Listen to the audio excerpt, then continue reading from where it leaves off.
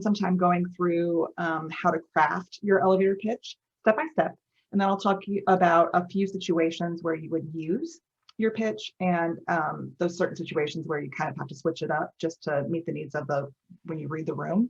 I'll hit briefly on how that translates into a virtual setting, and then we'll end the whole session with a friendly little competition, Kahoot style. Sound good?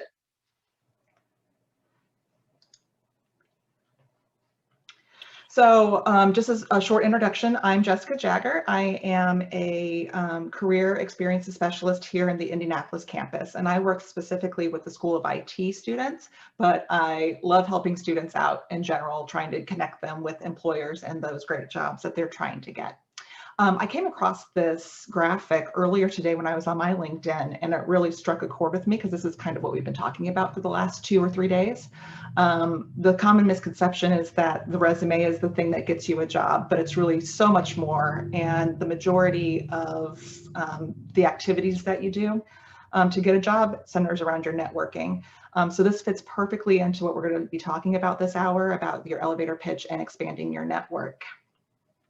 We're going to be covering a lot of things, but the goal of the session is to help you figure out the ways that you can sell yourself to potential employers or anybody that you might meet in those settings of networking. All right, so we are going to open this up to our icebreaker. And I wonder if everybody has the annotation on their bar on the bottom of the screen. If you can do that, you should be able to, at this point, click on the annotate and then the text box. And I would love for you to type in one word about yourself. Or you can write it.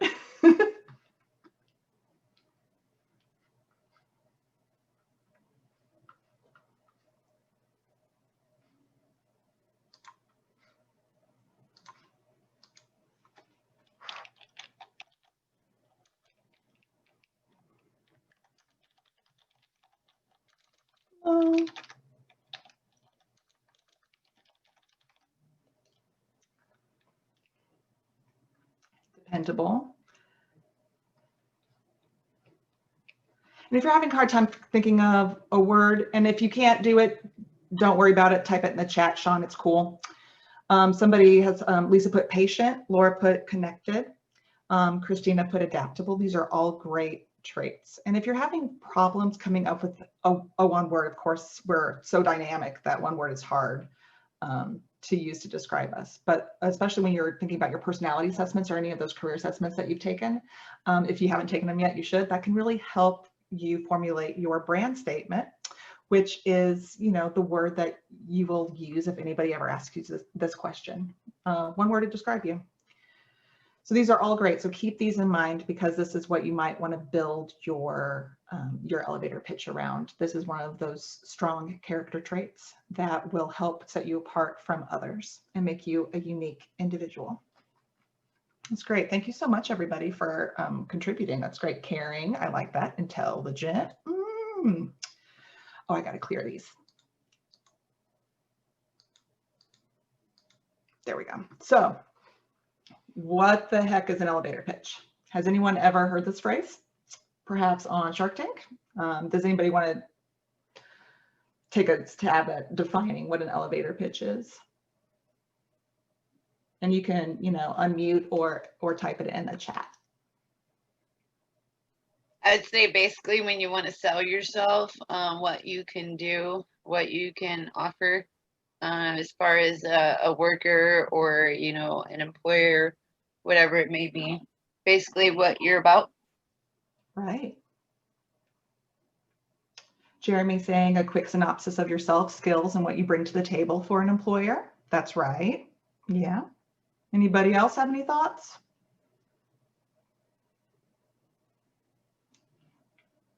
The whole idea of an elevator pitch came to fruition when, I'm sure it happened before the 80s, but this is the picture that I get, is if, you're a big Wall Street dude get into a high-rise skyscraper in an elevator with your CEO or somebody that can make important decisions, and trying to sell them your idea within that time that you're in the elevator.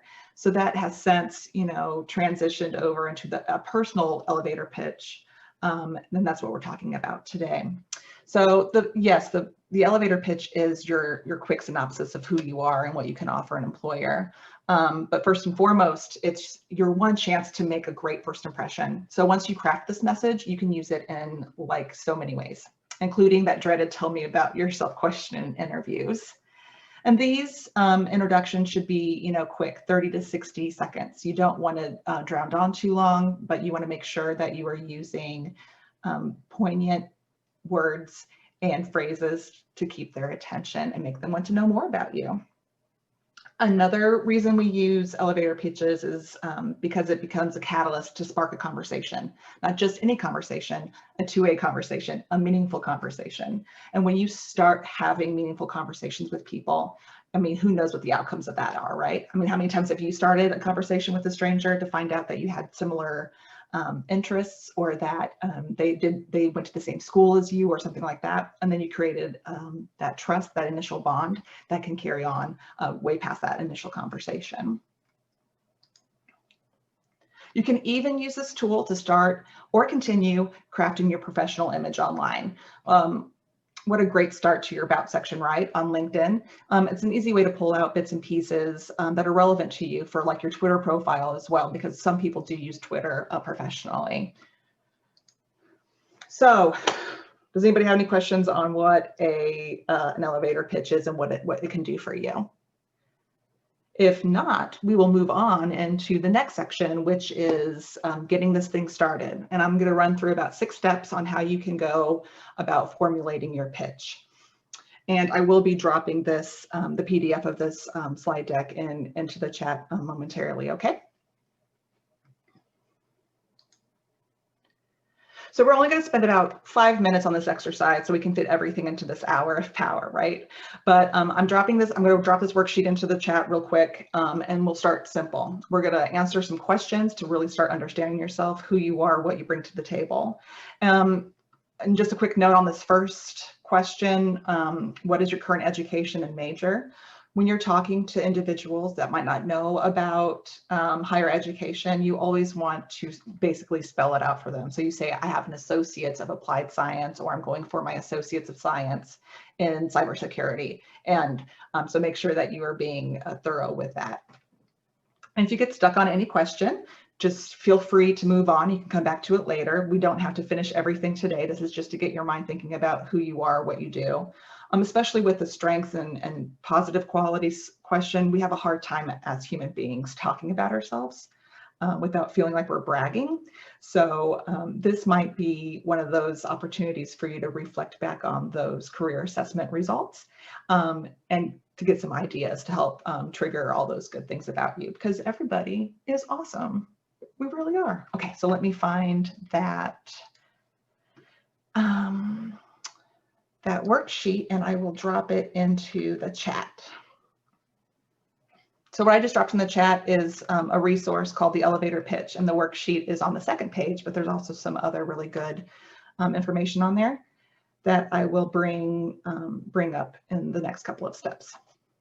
All right, does anybody have any questions?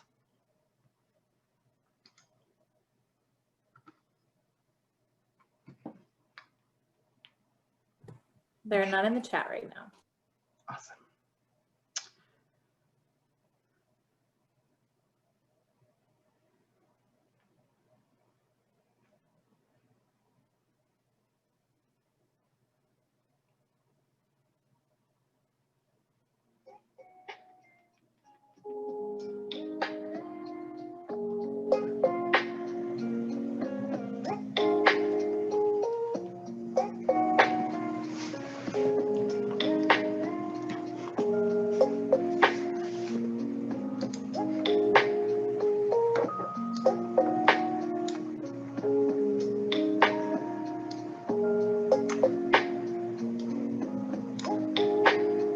And if you have any questions while you're going through these different items, feel free to,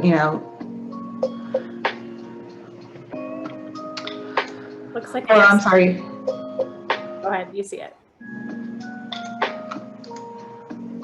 You don't see the file that just got dropped in the chat, Laura? Okay. Is anybody else having that issue? I see both on my end. Okay. Well, Laura, can you, if you can see the screen, you can go ahead and, if you have a piece of paper handy, you can, just jot down your answers on a piece of paper as well.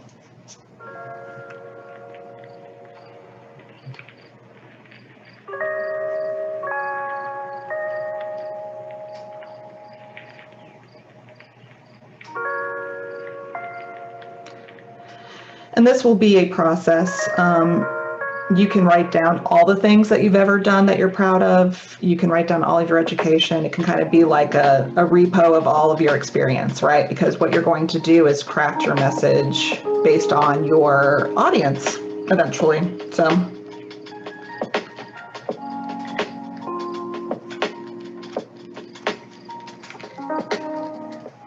Yeah, Jada, it's supposed to be in the chat. Are you on a web browser or the chat or the Zoom client? I'm wondering if that's the issue.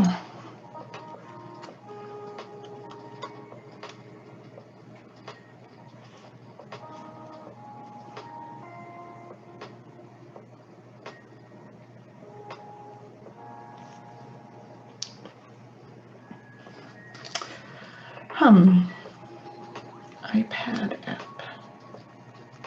That's interesting. I'll have to look into that, but we'll make sure that you get all of the resources that I have today. I'll make sure that you get them in an email. Okay.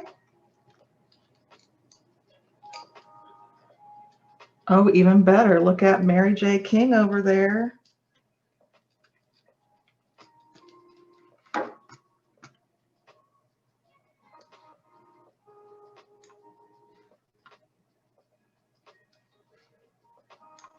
And Mary, I'll go ahead and drop everything in there so you have it, if that's cool. Perfect. Yeah.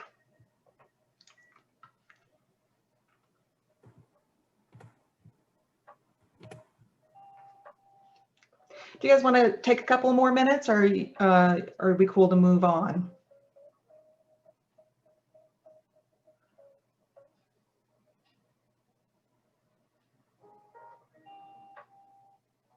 Jeremy, cool.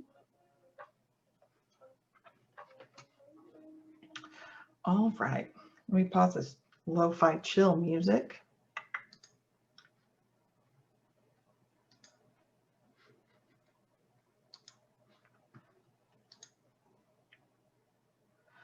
So we were thinking about all the transactional things that we've done in our life, right? Going to school, our experiences, our skills, things that we've done that we can talk about. But the next thing that you need to do is to consider your value.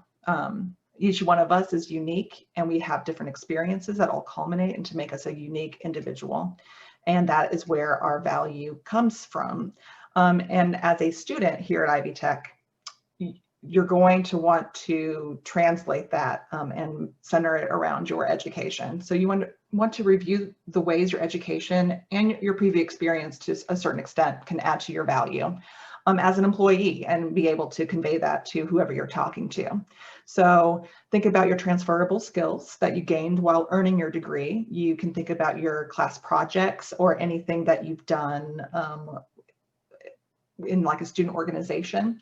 You can also think about how you've navigated switching over to basically 100% virtual classes. That takes a lot of grit and persistence and patience, and you guys have done it.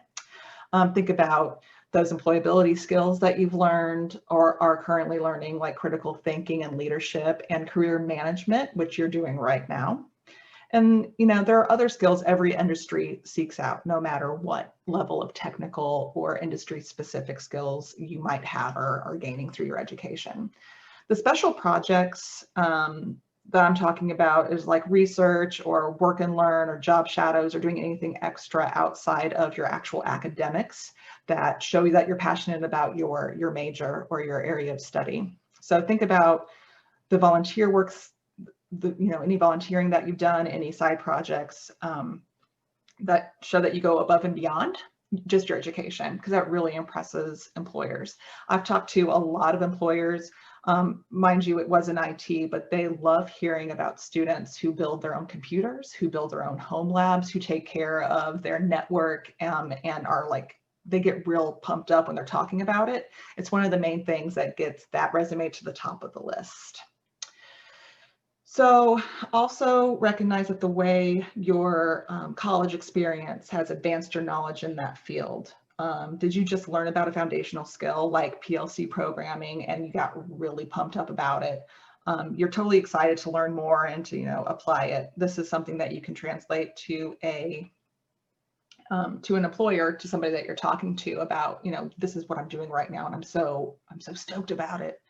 That just probably seriously aged me.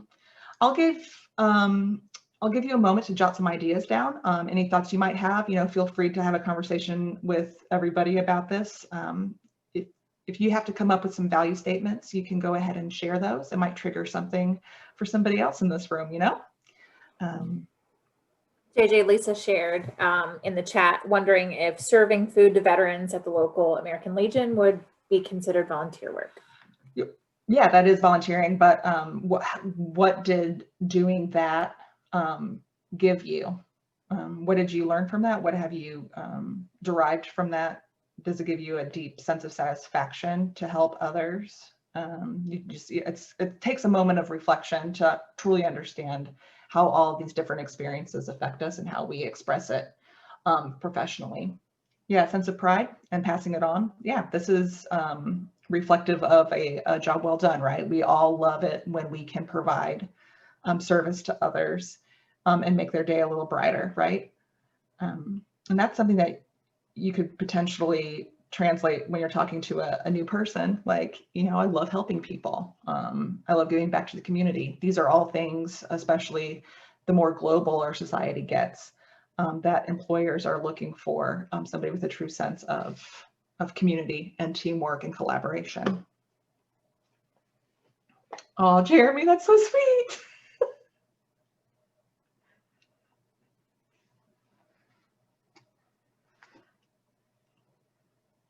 Does anybody else have any comments or questions about that value statement? They call it, on all the career blogs, value statement, but it's really just attributing all the little things that you've done outside of your education and within your education that kind of are shaping you and that professional brand. Okay, well, we'll move along.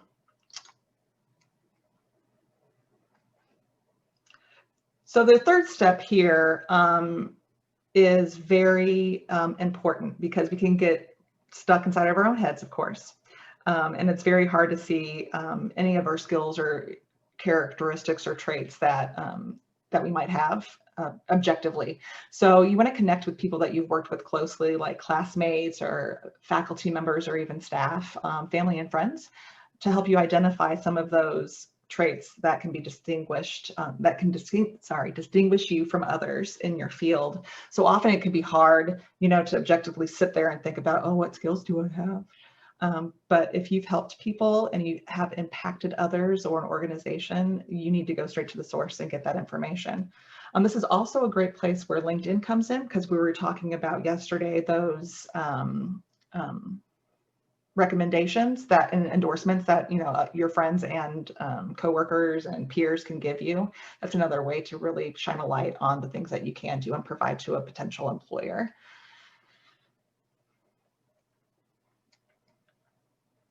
And it doesn't have to be technical in nature or cookie cutter. If you think about, you might be adept at building consensus in a group, like getting people to buy into what you're talking about. So that's called persuasion. And that works beautifully in all businesses, not just one area or one industry. Everybody loves somebody that's persuasive. So who are some people in your life that you can ask for input? from, regarding your skills and traits and characteristics, or any cool stories about work you've done. For me, it's my former boss. I'm sorry, go ahead. When working with students to draft the profile section on their resume, which ties nicely to the elevator pitch, we talk about that, seeking out their classmates or their faculty that they've worked closest with to get some feedback on what they might be able to share there. Right. And especially in your classes when you're producing papers or, written assignments where you're, or even projects where you're getting feedback, you keep that, because that can be something that you can pull from later as well. So yes, ex-coworkers, the ones that aren't mean, definitely. I'm not saying that I have any mean coworkers, but and definitely instructors, because instructors are there to provide you that feedback, right? That's their whole job, is to teach you and give you feedback on what they've taught you. So that's great. Again, your network.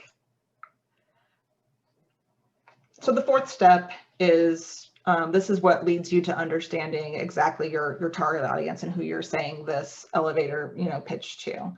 So you have to think about what you really want to achieve with your next career move, even before you start writing down anything. Your elevator pitch should not just tell people what you have to offer, but it also provides some insight into what motivates you. So I feel free to jot down bullet points at this stage, to help formulate your ideas. Does anyone here know their motivation currently, and would be willing to share? I'll share mine. Mine's twofold when I'm talking to employers. First and foremost, I want them to understand immediately that my sole purpose of being at that event is to connect them with Ivy Tech IT students. But secondly, I also want to start building trust with them so we can have conversations about like curriculum and about job placements, things like that, to kind of just get a buddy-buddy with somebody. Like when a student comes back to me and says, I need an internship, I can be like, I have just the person for you. So that's my motivation. Ashley, Sean, Christina, what's your motivation? Why do you want to talk to employers?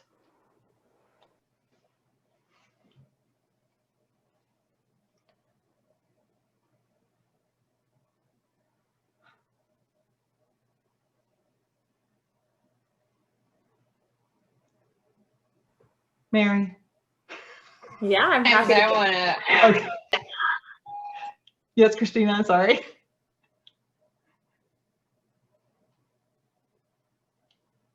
I like to communicate with peers on, and I can match my skills if it's a good fit, or how I could make it a good fit.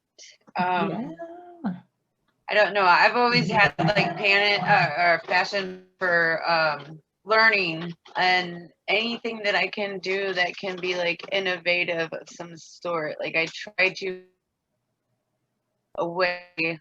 I don't know, with like the pandemic, everything at my last job, it was a constant change with different routine, different ways of doing. Some people are not like so subject to, so it was like my motivation there was, okay, how can we make it an easy change for everybody? How can we get everybody on board? That's kind of like the type of work that I'm into. I guess innovative changes, or like you said, persuasion of changes. Yeah.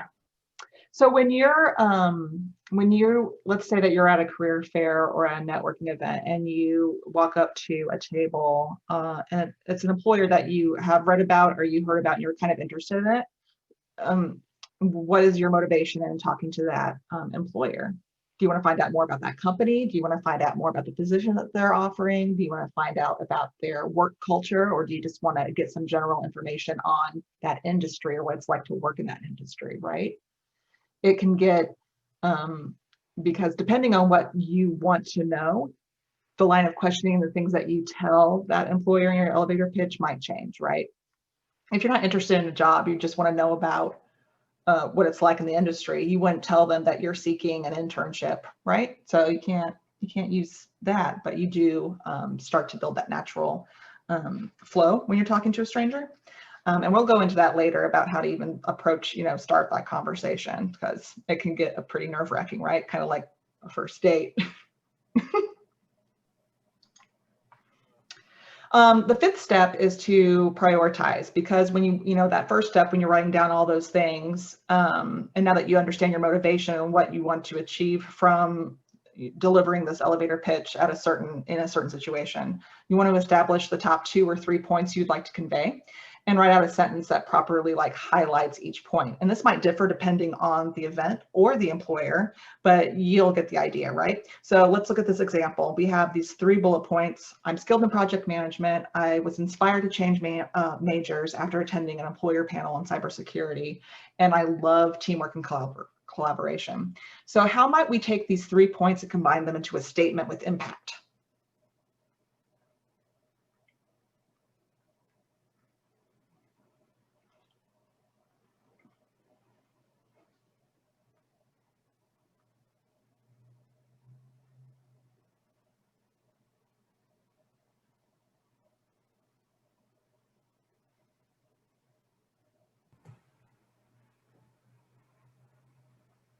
How would you make that as one statement?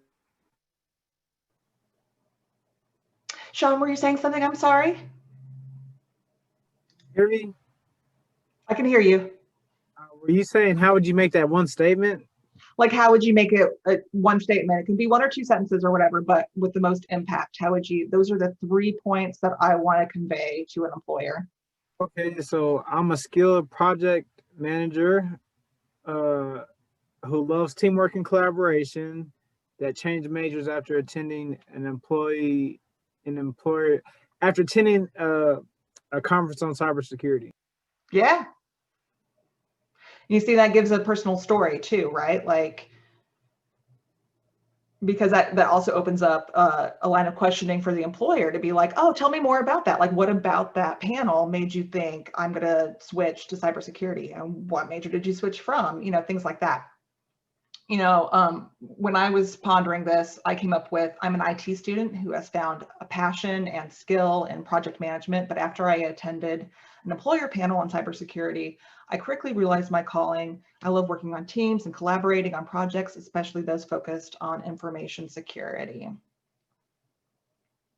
And this is another opportunity too for you, if you're not really good at, combining information, like these bullet points into a flowing sentence, that you can really tag your career coaches or career development office professionals at your campus to help you with that.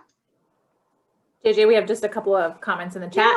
Yeah. Jeremy was just commenting that he felt like maybe the middle statement was probably the least important if you were trying to craft that together. Also, he was complimenting your rendition there, calling you a professional.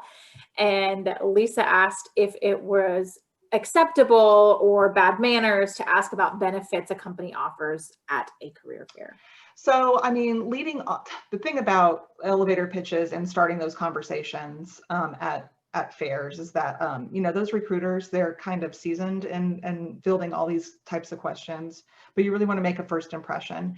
And honestly, most companies have their benefits packages listed on their website. So just make sure you're doing your due diligence and researching beforehand. And if it's not on their website, you can be like, hey, I'm really interested in your company. I want to know all about it. I went to your website and I found this, this, and this, but I didn't find anything about benefits. Can you tell me about what you offer in terms of benefits? And that kind of puts them on the spot for not being very good on their social media or their digital footprint, right? And I am very sorry. I talk fast. I have a lot to say. All right. Does that answer your question, Miss Lisa? Okay, awesome. So the final step is to practice and to polish. So I do this myself, and sometimes, I forget to do this because it's nerve-wracking, right? But the more you say it, the easier it comes to you, and the easier it is for you to memorize it, right? So a pitch on paper, you can write it down, but it doesn't read the same as when you speak it. So you want to make sure that you're reading it first in your head a couple of times and then out loud. And finally, you want to say it in front of a mirror because sometimes our faces, at least my face, makes really weird contortions around certain words. So if you can you kind of visualize it or even videotape yourself, and you'll see here that we have an interview stream icon at the bottom of this slide here. Interview Stream is a free platform that you can use as an Ivy Tech student. And I'll talk about that more in just a moment here. So you can even read your pitch out to a trusted friend or a colleague for their honest input, right? But once you have gathered this feedback and you feel comfortable speaking your statement out loud, you should begin actively using it in professional events to see how people respond. This will help you notice how those around you are interpreting your message, and you can tweak it and adjust it as you kind of see fit there. So refining your elevator pitch should be an iterative process, meaning that it will require several versions of it before it feels comfortable for you to actually speak. So you might get stuck, and you might also consider using a professional editor or, you know, tag one of us to help you with that. But we will help you hone your message. So this is the hot tip, Interview Stream.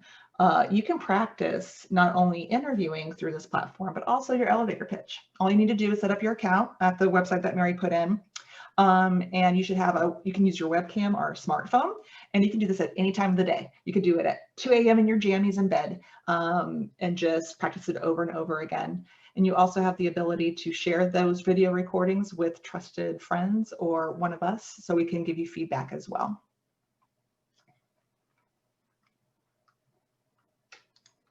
And Jeremy, this is one of those questions where, especially at like a career fair, when you have a list of all the employers that you want to talk to prior to going to the event, you should be doing your research at that point. You know, pick out the 3 or 4 employers you really want to talk to. Understanding what they're looking for and understanding who you are. You can pretty much have the same elevator pitch, but just understanding your audience. You will you would maybe want to tweak it just a smidge, but not go too far off of script, so to speak. Does that make sense? Yeah. If you're a worldly man and you like IT and business and manufacturing, you might want to have a couple of different anecdotes or, you know, talking points for each of those different industries. But basically, you are a student at Ivy Tech, you are passionate and excited about your new career, and you're looking for information on your job, your company, your industry.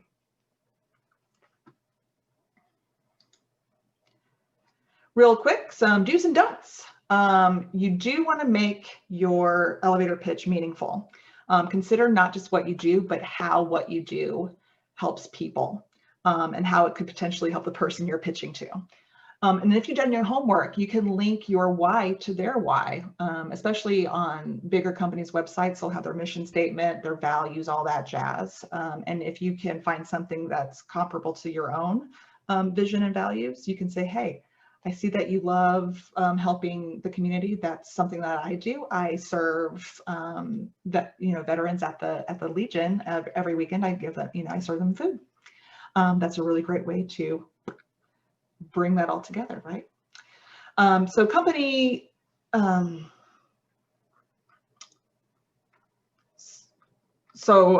sorry. I have the chat box open, which is like the #1 rule when you're presenting on Zoom, right? But it's fine. So you also want to tell a story, and this might involve highlighting an interesting accomplishment or simply sharing your unique perception or perspective on that profession, or something you read in the news about that company. You want to be specific because future employers want to understand what your particular area of interest or expertise is. And above all else, this is my favorite, is to be authentic. You want to give those employers a real sense of who you are so that they can understand, hey, this is, like Drew said yesterday, this person is a part of my tribe. And after all, you're looking for this great career opportunity in a place that will accept you for who you are. And they're looking for somebody that fits into their culture as well. You do want to use a conversational tone. And this is where that practicing of the elevator pitch really matters, because even though your pitch at its core is a way to sell yourself and your worth, so to speak. It's important to strike that balance between being confident and rehearsed and casual and relaxed. You don't want to go into too much detail. This is the number one rule. Your pitch should only have enough information to pique that person's interest, and it's not meant to be an exhaustive list of all the things you can offer that person. I don't know how many times I've talked to students that we are talking about one particular thing. I want an internship, but a half an hour later, I've learned about all of their personal issues, their academic issues, and their hopes and dreams. When you are talking with an employer, a potential employer, you got to keep it short and sweet, or else you'll lose them. And that can affect you in more ways than you know. Another thing you don't want to do is really use a lot of industry jargon, especially at recruiting events. It can come across that you are trying too hard, or that you're like, oh, I'm super knowledgeable in this area, and you should be lucky. It's hard to explain, but you want to use layman's terms, especially at recruiting fairs too, because those HR people don't really know the technical aspects of the job. They're just there to hire and find good candidates, right? You want to articulate what skills you have and what the value that you're bringing using those layman's terms. So anybody that you're talking to can truly understand your value. And again, I want to reiterate, do not take too long. You want to keep your elevator pitch short and sweet, 30 to 60 seconds. You also don't want to put too much focus on your years of experience or your expertise. It's not about what the amount of time that you've invested, but what you've done in that time. And don't use cliche words or overuse sentence like thinking outside the box or synergy or state of the art. Remember that these recruiters talk to a lot of people, and they hear a lot of the same things over and over again. So you want to make sure that you are using not overused statements so you really stick out. Okay, does anybody have any questions on that? Lisa Or made a anything to comment add? in the chat. Lisa said, so you probably shouldn't talk with your hands, right? And I feel personally attacked, but yes. I feel personally attacked too. Well, you see over here on under do, I say use warm and energetic body language. So this is another point of contention, a fine line. You do want to, there is some science about, body language and maintaining like 18 to 24 inches from the person that you're talking to, but squaring off with them, and yes, using your hands, but not doing like this all the time. So that's another way of practicing in front of a mirror that can help you kind of curb if you're very flamboyant with your hands like me and Mary are.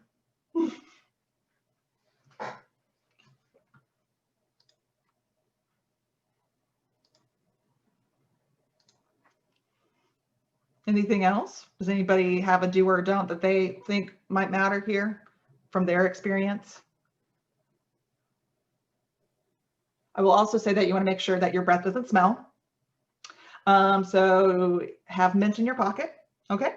Or, mouthwash, all the things that have come up, because this is your first impression. So everything has to be on point, right?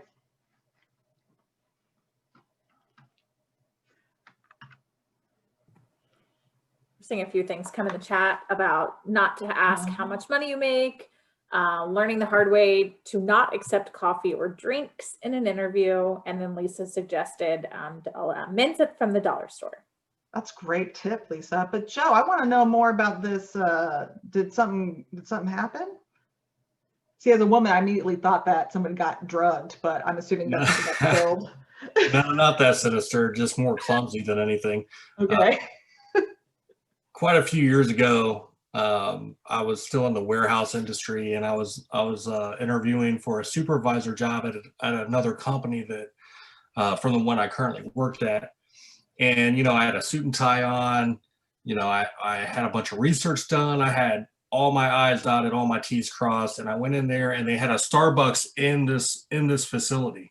Nice. And the HR person was kind of showing off the facility and giving me the nickel tour and everything. He said, "Hey, you want some Starbucks coffee?" I said, "Yeah, great, that'd be awesome."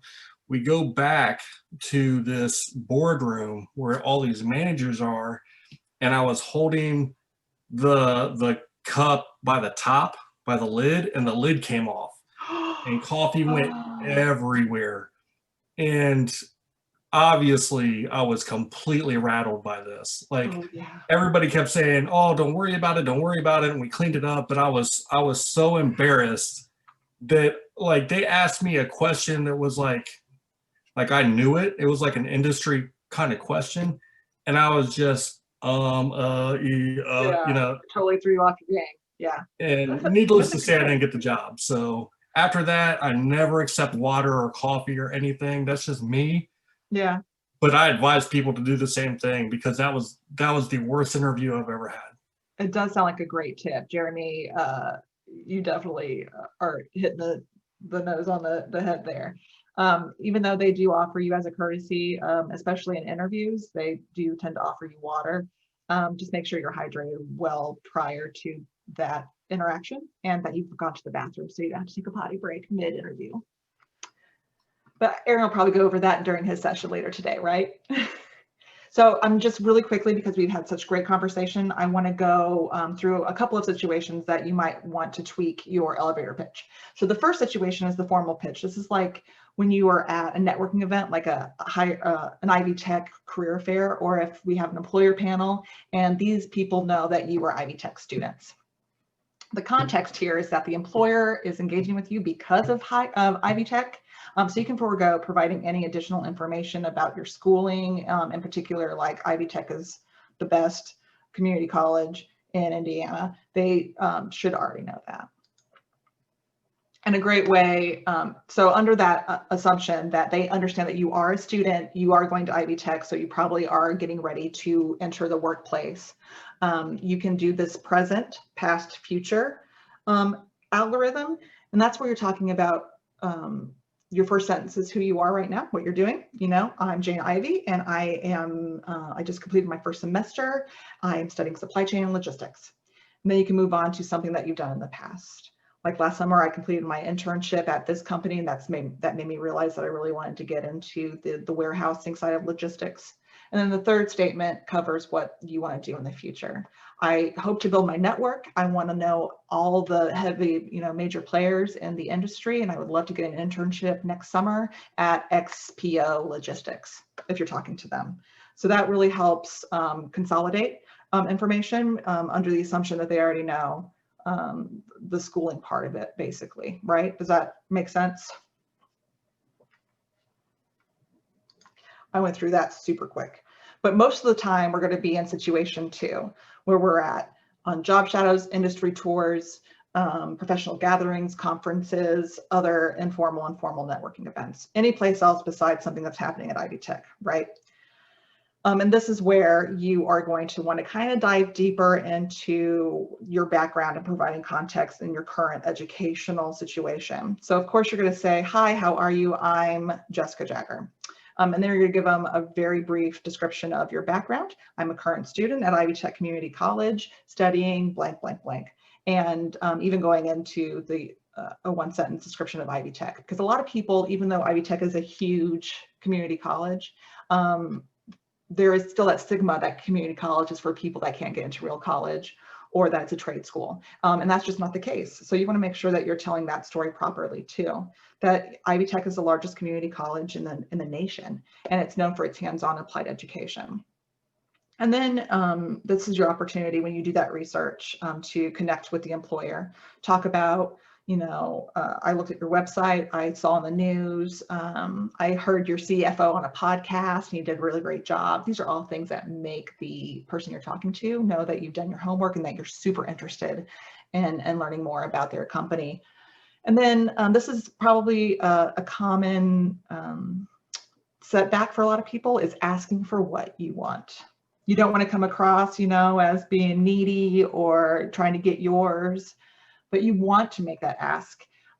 For sure, you could be rejected, but you need to ask anyway. You're never going to know unless you ask. And my favorite saying is, don't be the one to tell yourself no. You can let somebody else tell you no. And yeah, it hurts, it sucks, but after a while you figure out it's not a reflection on you personally, it's just not a good fit. And then there's always that call to action at the end. You want to make sure that you're thanking them for their time and their attention, but you also want to say, hey, I'm going to email you, or I'm going to email the hiring manager and say that we spoke about this. Is there anything else that you recommend that I do? you know, this is just some of the things that you can do to really solidify that initial elevator pitch when you're out in public. And I just put in a link to a YouTube video. When you have some time today, you might want to review it. It's some classic blunders on elevator pitches, which I found pretty amusing, but that's probably just me. So if you're attending an engagement event, you need to be prepared to weave your elevator pitch into a conversation between you and a potential employer. Even if the situation where the elevator pitch is to be expected, like at a career fair, it can still come off as informal, amateur, or awkward just to lead with your pitch right off the bat. Remember, you are trying to start a two-way conversation, not deliver a monologue. So to start a conversation with somebody, you can lead with a friendly hello and introduce yourself. Hi, I'm Jessica Jagger. But then what? Anybody have an idea?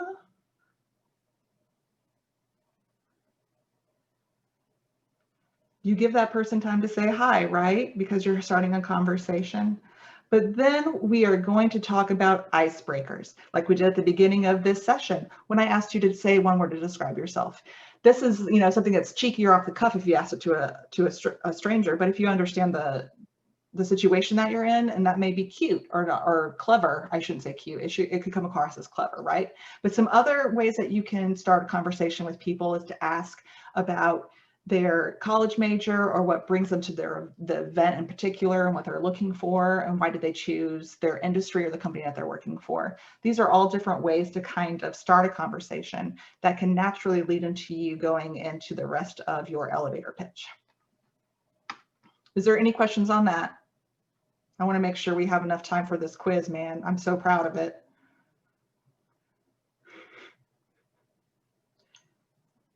So above all, there is no real difference between in-person and virtual networking. Just keep that in the back of your head. Most, if not all, networking rules apply online. So you want to take, but there are some, differences, of course, being online. You want to test your equipment before it's time for that virtual career fair or anything where you're engaging with an employer, just to make sure that your sound is good and your video is good. You want to look around you before you log in to make sure there's no messes in the background or things that can be distracting. Of course, you want to dress appropriately. That means also wearing pants, because you never know when if there's going to be an opportunity or if you're going to be asked to stand up or if you have to go answer the door or something crazy like that. You want to be ready to turn on your video if asked. If an employer asks you to see your face, you be like, yes, sir, here I am, sorry. And then if your background is too much or too little, or, feel free to use those virtual backgrounds. Those are completely kosher these days.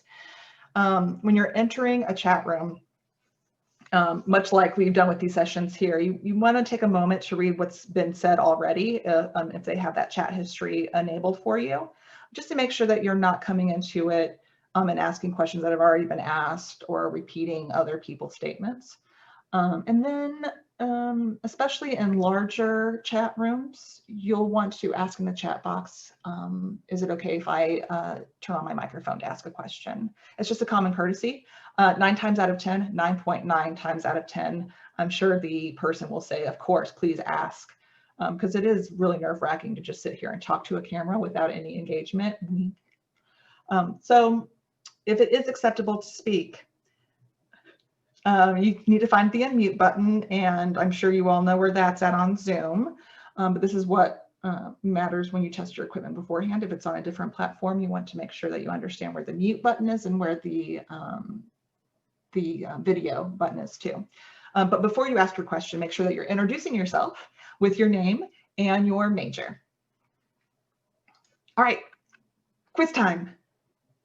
Sean, on the virtual background, if you click on the video icon in your bar, there should be a caret that's pointing down, and there should be a choose virtual background option for you.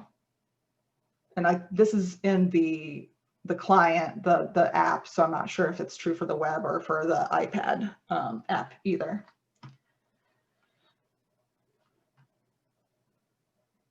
All right, so have any of you done the Kahoot before? We did it very first session 2 days ago with Charlene. Cool.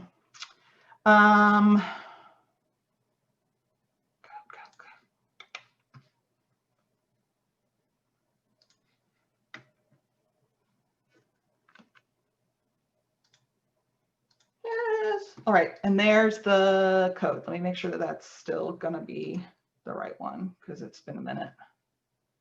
Hold on. Okay, can you see the website, the page with the new code?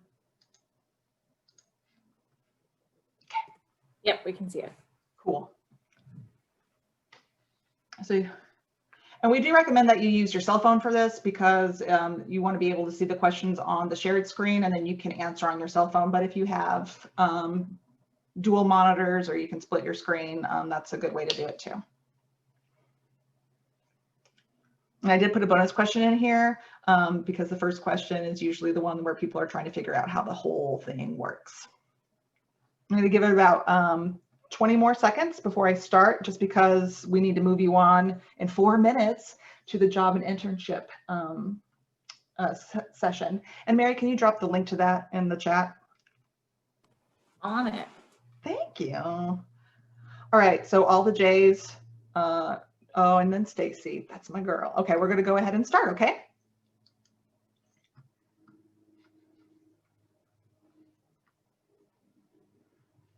All right, true or false? An elevator pitch has to happen in an elevator.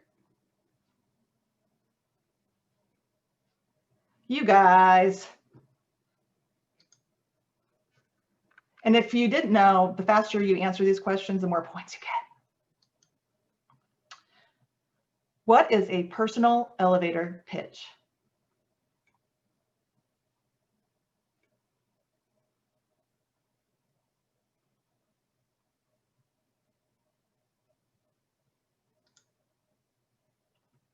Correct. Ooh, Jeremy's coming up. You guys are neck and neck. All you guys are neck and neck. When can you use an elevator pitch?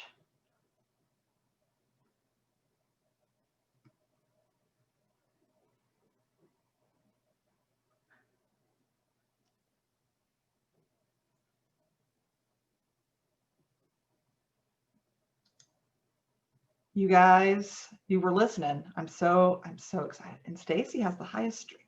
Nice. How long should your elevator pitch be?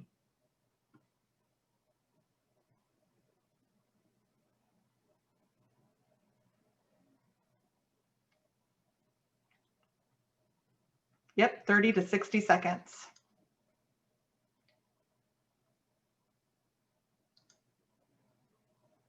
The first thing you should do when crafting your pitch is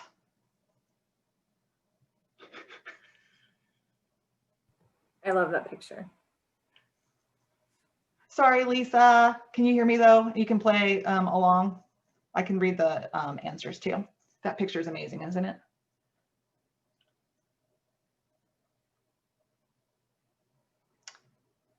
Right. So this is indicative of my presentation. I probably need to hit this a little harder. The very first thing you do is to write down your important information, like your major, your career goals, things like that. And then you go into seeking input from others and determining your motivation or your why before, you consider your value and then you determine your why. Okay? It's all right. The bonus question is double the points. It is awkward to approach an employer and immediately recite your pitch. True or false?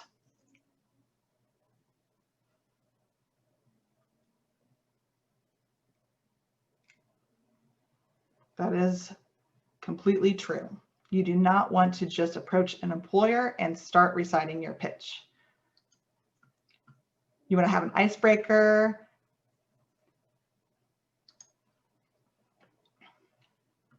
True or false? It is acceptable to ask for what you want in your elevator pitch. And that's what I want, that hamburger right there. Yes, it's true. Totally true. Nobody will know what you want from them until you tell them, right? No one can read minds. Question 8, when it comes to virtual networking, you don't need to worry about preparing. Everyone's winging it. It's okay to unmute yourself and ask your question without asking first. Pants are optional, and it's much like in-person networking. Normal rules still apply.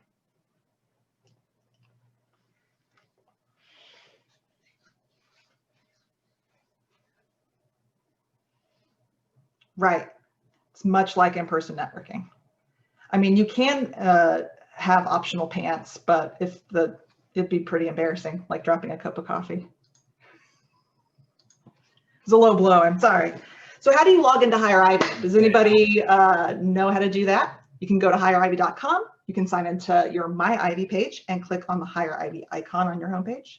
You can ask your mom for help, or you can look under resources and Ivy Learn. Yep, you sign on to My Ivy, and there's those 8 green icons on your homepage, and Higher Ivy is the 3rd one over on the top. Joe, all right, true or false? I can find jobs, internships, career resources, and local events on Higher Ivy.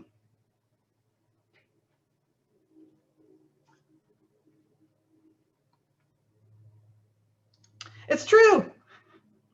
And then finally, the last one, the bonus point, and then you can go immediately over to Jessica Farrell's.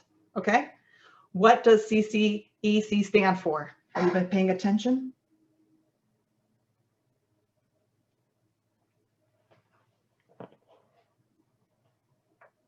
That's right. Congratulations. We're so excited. Yay. All right. So I'm sorry that we went over a little bit, but if you want to go ahead and where's that link? I'll put it in there again.